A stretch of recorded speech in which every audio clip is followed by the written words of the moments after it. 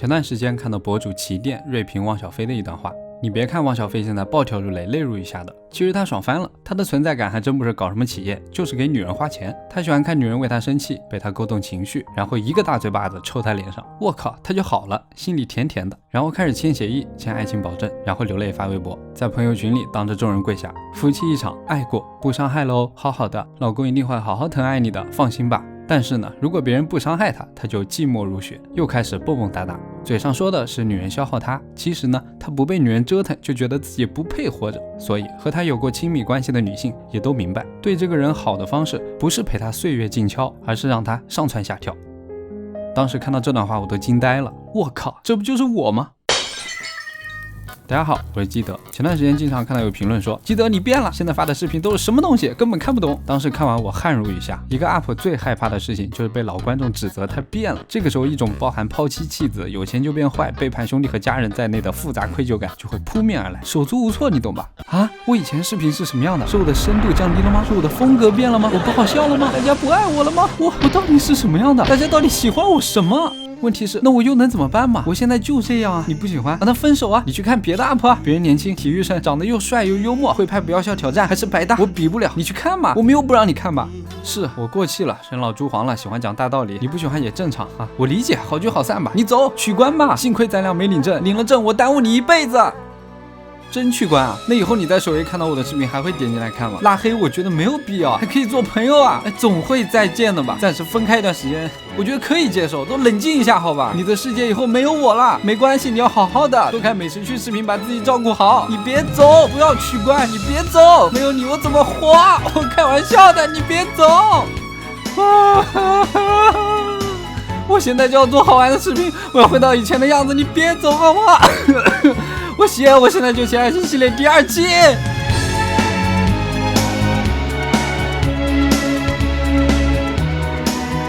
在被那段汪小菲锐评击中后，我就在想，原来恋爱顺不顺利跟有没有钱没有关系。你看汪小菲和王思聪啊，都对着网红和明星狂舔，被玩得团团转，剩下京城2大公子指定也差不到哪去。恋爱跟什么有关系啊？它就跟每个人的性格有关系。你有钱啊，但如果你就吃人家那一套，坠入爱河了，天王老子来了也救不了你。如果我们把每个人的性格看成一块多边形，从数学上来讲，怎么又提数学了啊？反正这个世界就不存在有2个人类的多边形能够完美契合，你知道吧？所以啊，基本上每个人的恋爱都是很坎坷的，很作的，大家都一样，都别笑话别人。兄弟们平时个个装的都挺牛逼的，一问女生人均小丑，我就这么问，现在在看的女生观众，如果你曾经遇到过男生给你下跪，你打个1。同时现在在看的男生，如果你给女生跪过，也打个1。没事，诚实一点，反正没人知道。我保证现在屏幕上会飘过1排1。你看，这就是真正的恋爱，现实的恋爱，它是一个很复杂的，充满了不堪的事情。不会有男的还没打1吧？嘴是真硬啊。总之，上期爱情视频真的写得太甜太完美了，我觉得给很多未满18岁的农夫小姐呢，造成了一些不切实际的幻想。甚至可以说，所有网上那些只剩下甜蜜、只剩下秀恩爱的情侣日常、恋爱故事，都不是真实的爱情，都是幻想。不然你以为为什么昨天2个网红还嘻嘻哈哈打闹呢？第2天爆出轨了，第2天宣布离婚了。为什么？因为私底下吵嘴、打架、下跪、扇巴掌，实在不方便拍，那属于动作片，不属于爱情片。拍爱情动作片又是违法的。所以啊，这就导致现在网上讲爱情脸谱化、刻板化，搞出了很多国产剧式的假爱情。天真的朋友看到了还特别羡慕，说：“哎，你看人家男朋友多好，女朋友多好，巴拉巴拉巴拉。”其实都一样烂。为了互联网爱情生态的多样化，这样吧，这期视频呢，我带头分享一下我身边的一个真实的恋爱故事，给大家抛砖引玉。故事的主角是我发小，纯情男孩，游戏宅男小树。我和小树大概什么关系呢？小时候住在同一个大院，我住2单元4楼，他住1单元4楼。那时候没有手机啊，感情都是在阳台喊出来的。3线魔法命令水帘洞人少，速来！好，关系好到说穿1条裤子长大有点夸张，脱1条裤子比较准确。就小时候我会经常到他家一起玩电脑，你知道吧？然后那时候他喜欢上游民星空还是啥来着，一个游戏网站，但那个网站上面有黄色漫，扯远了，这个不能播。小树这个人最大特点是什么呢？专一啊！我玩魔兽世界的时候，他在玩魔兽世界；我玩 DOTA 的时候，他在玩魔兽世界；我玩英雄联盟的时候，他在玩魔兽世界；我下棋的时候，他还在玩魔兽世界。啊！最近这2年我回头玩魔兽世界的时候，他终于开始玩原神。高二的时候啊，小树经朋友介绍认识了他的初恋，我就记得那个女生个子不高，波波头，一双萌萌的大眼睛，让我难以忘怀，显得特别清纯。按现在 B 站的风格，我不夸张的讲，让那个女生过来择偶啊，10年寿命，一堆人抢着献祭。所以小树那时候也特别上头，晚自习又是给他送奶茶，早上又是约着要一起吃早点，没事整点什么伤痛文学，还写信啊，文笔就比我当年的小象情书差了半条街吧。周末为了找理由一起出来玩，有一次还把我叫上一起爬山，但也就是那一次，我发现了一丝端倪，就是他们两个不像热恋的情侣，而像70岁已经爱了50年相敬如宾的老夫妻，就互相说话特别客气，也没有什么亲密动作，真的就跟普通朋友一模一样。你好歹给我来点暧昧的感觉啊，是吧？没有。当天活动一结束啊，我就逼问小树，说到底怎么回事啊？难道你是想假借谈恋爱的名义给我介绍女朋友？还是你玩的花呀？这都能想出来。不说了，以后我们生小孩认你做干爹。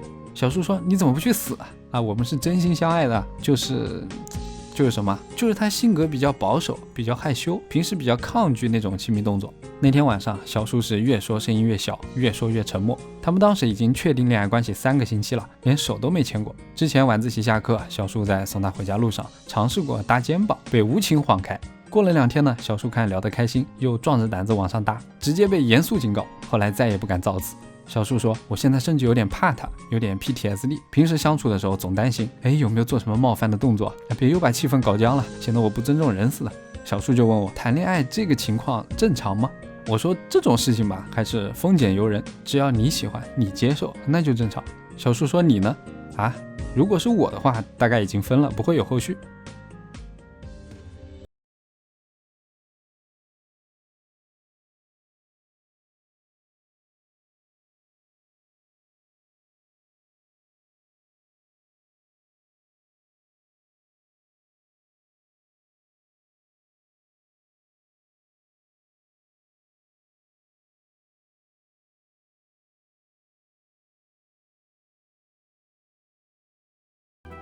你们觉得这个故事到这里该结束了吗？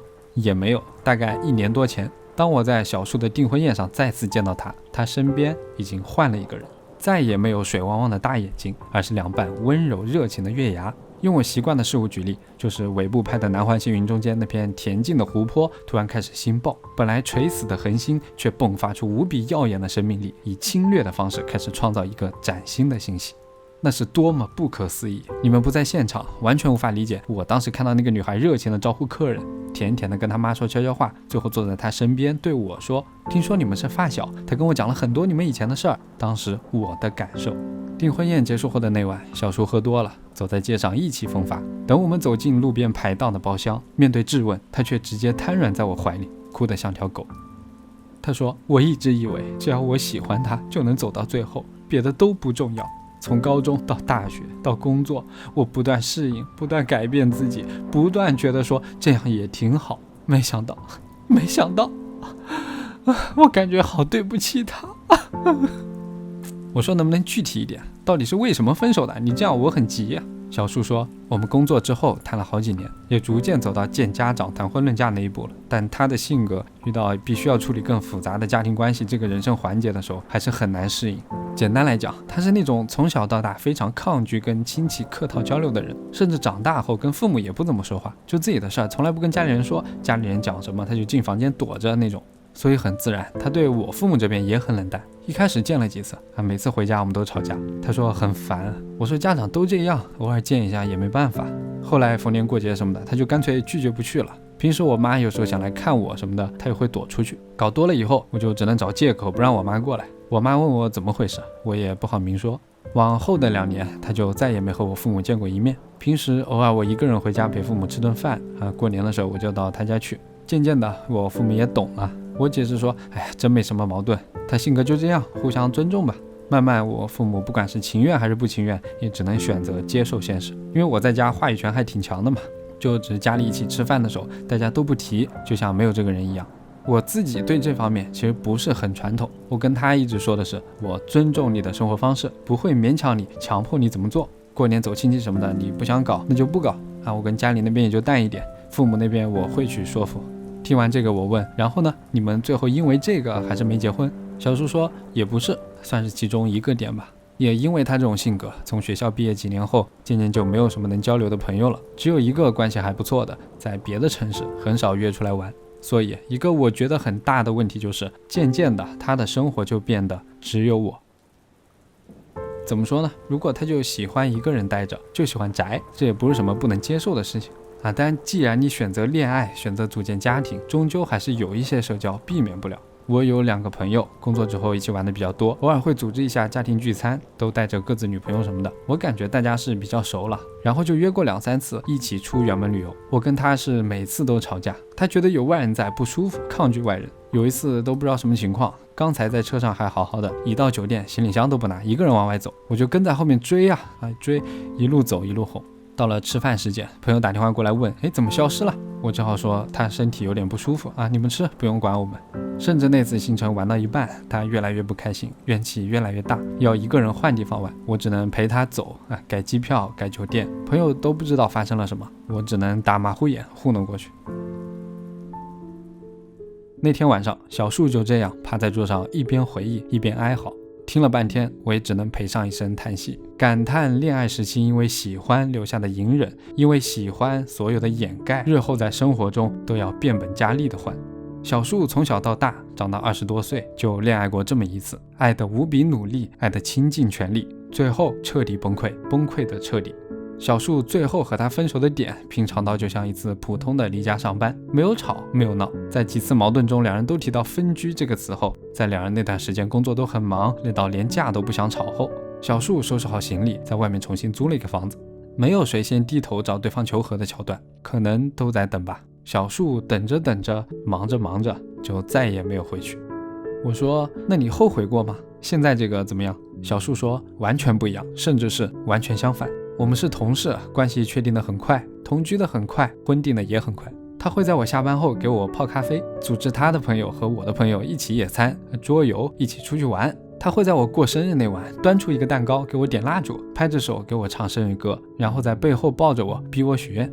你知道吗？其实我长这么大从来没有这样认真过过生日。小时候爸妈都在外面打工，从来没有人给我唱生日歌啊，看着我许愿。